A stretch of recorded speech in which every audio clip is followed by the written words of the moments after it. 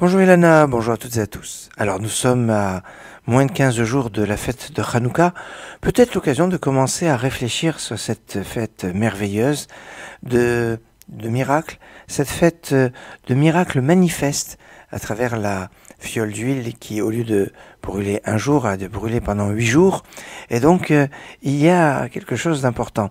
Et dans les halachot, dans les lois, on fait toute une introduction historique de ce qui s'est passé à l'époque du deuxième temple et de ce qui est arrivé.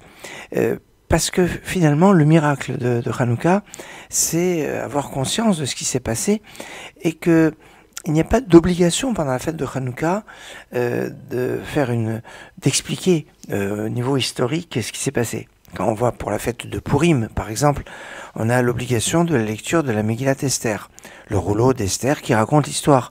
On a une obligation d'être conscient de ce qui se passe. Et donc, ça aide. Pour la fête de Pessah, la soirée du Seder, c'est une soirée où on doit faire la Haggadah, on doit raconter la sortie d'Égypte. Là aussi, eh bien, mitzvah, un miracle, plusieurs miracles, même pour la sortie d'Égypte, important, et une obligation de raconter. Pour Hanouka, on a une obligation d'allumer les lumières de Hanouka, et on a une obligation de remercier Hachem, faire le Hallel. Le Hallel, c'est cette suite de psaumes qui se lit quand on est au moment de fête. Et donc c'est remercier. Mais remercier pourquoi? Allumer des lumières pourquoi? C'est pour ça que l'essentiel de la mitzvah, c'est d'avoir conscience de ce miracle de la fiole d'huile et de raconter l'histoire de ce qui est arrivé. C'est pour ça que pendant la première demi-heure après l'allumage de la lumière de Hanouka, eh bien on est très fortement, c'est pas absolument interdit, mais très fortement déconseillé de travailler ou de faire autre chose. On n'est pas absolument obligé de rester à côté des lumières de Hanouka, mais c'est mieux de rester à côté, de les regarder, d'écouter ce qu'elles ont à nous raconter, ou soi-même de raconter à ses enfants, raconter aux personnes qui sont présentes des miracles qui sont arrivés au moment de Hanouka, de raconter l'histoire de Hanouka. C'est ça, Elano Reshut Ishtamesh Bahem, Elalirotam Bilvad.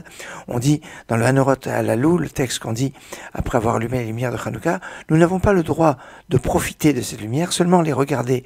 Alors on profite pas, on les regarde, mais pourquoi? Pour retrouver à ce moment la lumière cachée.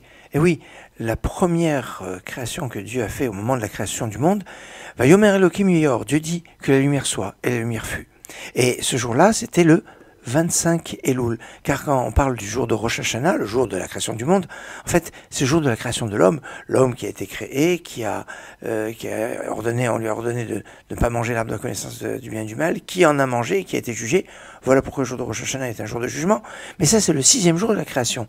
Ainsi, le premier jour de la création, où Dieu dit que la lumière soit et la lumière fut, c'était le 25 Elul, 3 mois avant Hanouka. La fête de Hanouka, c'est un petit peu cet aboutissement. Après 3 mois, il se passe des choses toujours extraordinaires.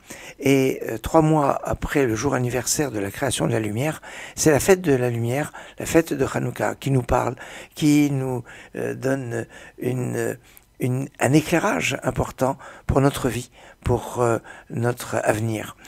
Excellente journée.